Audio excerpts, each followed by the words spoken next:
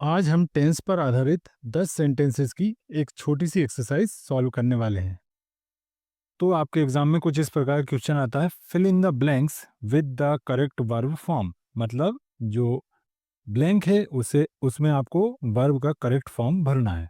तो यदि आपको टेंस आते हैं तो बहुत अच्छी बात है, और नहीं आते हैं तो हम कुछ वर्ड से पता करने की कोशिश करेंगे कि यहाँ पर जो दिया हुआ ब्लैंक है उसमें कौन सा वर्ब का फॉर्म आएगा। तो चलिए शुरू करते हैं। तो हमारा फर्स्ट सेंटेंस है, she usually blank back up early in the morning. तो यहाँ पे इस दिए हुए ब्लैंक में हमें इस वर्ब का करेक्ट फॉर्म भरना है। तो क्या आएगा? तो देखिए इस सेंटेंस में यहाँ पे दिया हुआ एक शब्द यूजुअली। तो कुछ इस प्रकार के शब्द जो डेली रूटीन को बताते हैं या ये बताते हैं कि कोई काम बार बार होता है, जैसे always, usually, often, sometimes, never, every day, every month, every week. तो इस प्रकार के शब्द आ जाएं तो वहां पर हम यूज करते हैं प्रेजेंट इंडेफिनिट टेंस का। तो प्रेजेंट इंडेफिनिट टेंस क्या होता है? सब्जेक्ट प्लस वी वन, मतलब वी वन का प्रयोग करते हैं। और यदि हमारा सब्जेक्ट ही है, सी है, इट है, या कोई नाम है, किसी का नाम आ गया, तो हम क्या करते हैं, वहां पर जो मेन वर्ब है उसमें एस या ईएस लगा देते हैं। तो यहाँ पे सब्जेक्ट हमारा सी है, मतलब थर्ड पर्सन सिंगुलर नाउन है। तो हमें यहाँ पर क्या करना पड़ेगा? बैक में लगाएंगे हम सिर्फ एस। तो ये सेंटेंस क्या हो जाएगा? She usually wakes up early in the morning. ठीक है। सेकंड सेंटेंस है, they blank watch a movie right now.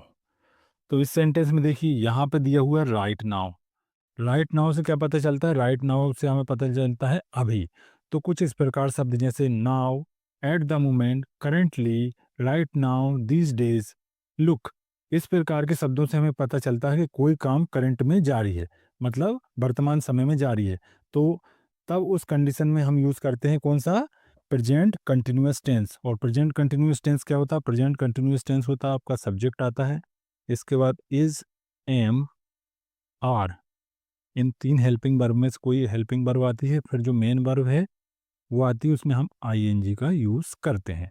तो यहाँ पर मेन वर्ब हमारी वॉच है, और यहाँ पे ये दिया है आपका दे, तो हम दे के साथ का यूज करते हैं? आर का। तो ये होगा दे आर, और ये होगा वॉच लिखा हमने, उसमें आईएनजी लगा दिया, watching a movie right now.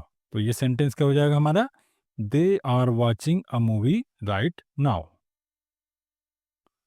Next sentence है, we blank complete our project yesterday.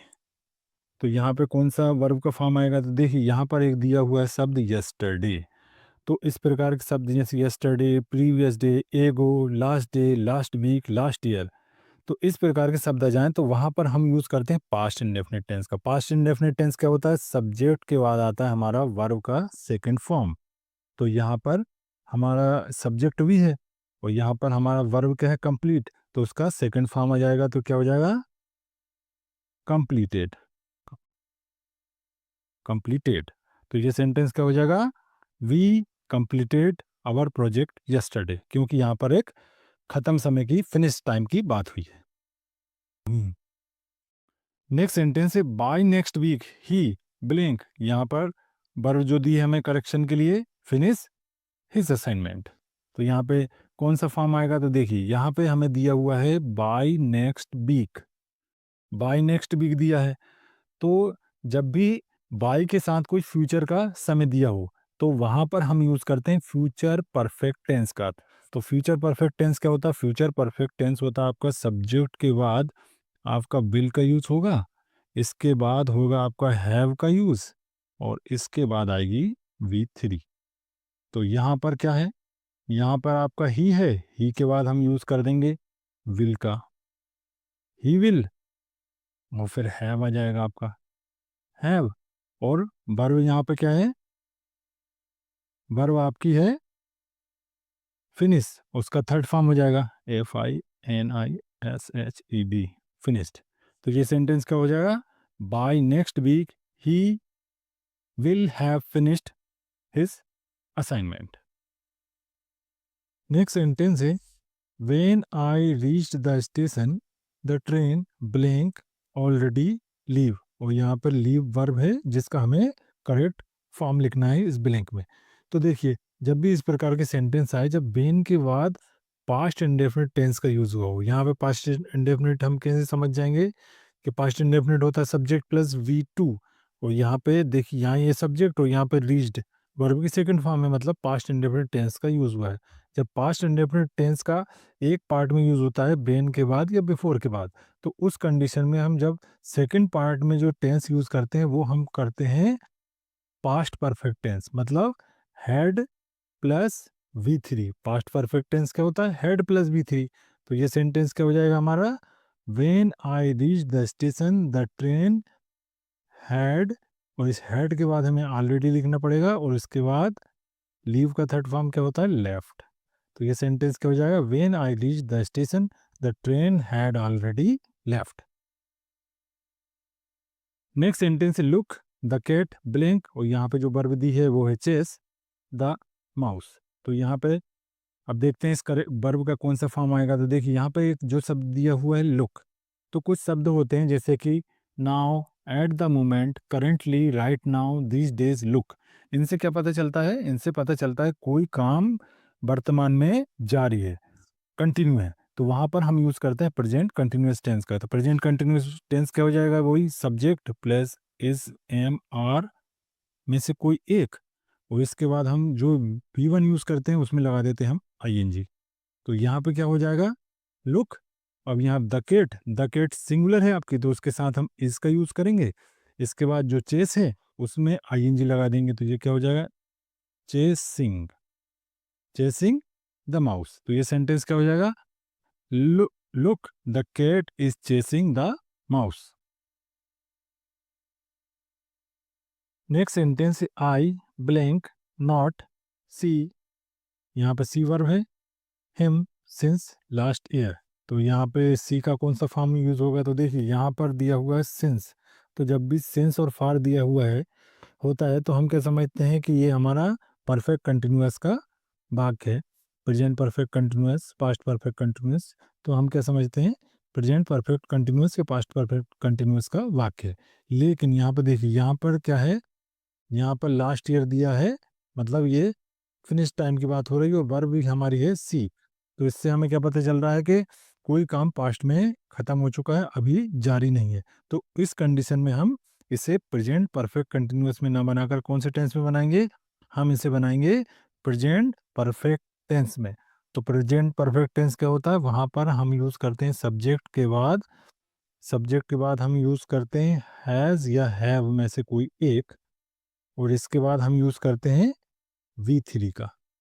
तो यहाँ पे देखिए ये नेगेटिव सेंटेंस है, नॉट आया है, तो नॉट हम तीसरे नंबर पर यूज करते हैं, तो ये हो जाएगा आई के साथ हम काय का यूज करते हैं? हैव का। तो हैव आ गया। इसके बाद नॉट, तीसरे नंबर पर नॉट यूज हो गया। फिर है सी का थर्ड फॉर्म क्या होता है? सीन। तो seen him since last year, तो I have not seen him since last year. Next sentence है ही ब्लैंक, और यहाँ पे गो वर्ब है, और to the gym every day. तो यहाँ पे देखिए इस सेंटेंस में कौन सा शब्द आ गया? Every day. तो हम पहले भी बात कर चुके हैं, जब भी always, usually, often, some time, never, every day, every month, every week, इस प्रकार के शब्द आ जाएं तो वहाँ पर हम प्रेजेंट इंडेफिनिट टेंस का यूज़ करते हैं। मतलब क्या करते हैं? सब्जेक्ट प्लस V1 का। और यदि हमारा सब्जेक्ट ही, सीट या कोई नाम है तो मेन वर्ब में एस या ईएस लगा देते हो। तो यहाँ पर गो में क्या लग जाएगा? गो में हम लगाएंगे ईएस। तो he goes to the gym every day. Next sentence है why see blank read the phone ring.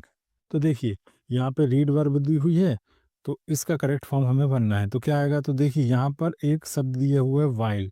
While का यूज हम कब करते हैं? कि जब कोई काम जारी है। तो यहाँ पे देखिए, यहाँ पे सेंटेंस में यहाँ पे आगे दिया हुआ है द फोन रिंग, मतलब यहाँ पर क्या है? सब्जेक्ट के बाद है V2, मतलब कोई काम खत्म हो गया। यहाँ पर काम खत्म हो गया, तो वाइल का यूज कब करते हैं? कि जब कोई एक काम जारी है, तो उसके दौरान कोई काम खत्म हुआ है या उसके दौरान कोई दूसरा काम जारी है। तो यहाँ पर मतलब हमें दिखाना पड़ेगा पास्ट में कोई काम जारी है, और कोई काम पास्ट में जारी है, तो उसे दिखाने के लिए हम काय का यूज करते हैं?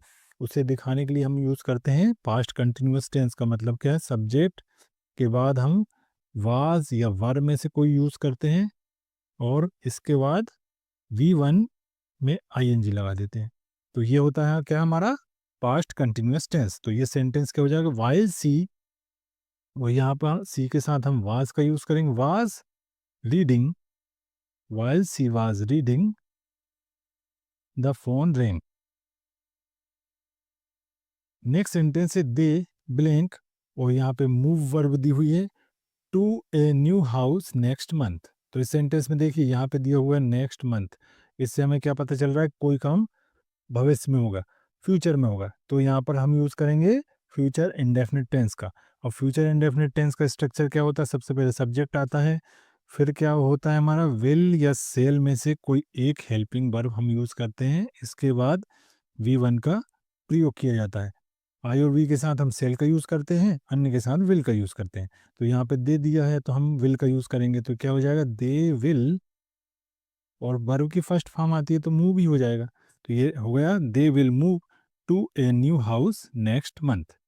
तो आज के लिए इतना ही। Thanks for watching.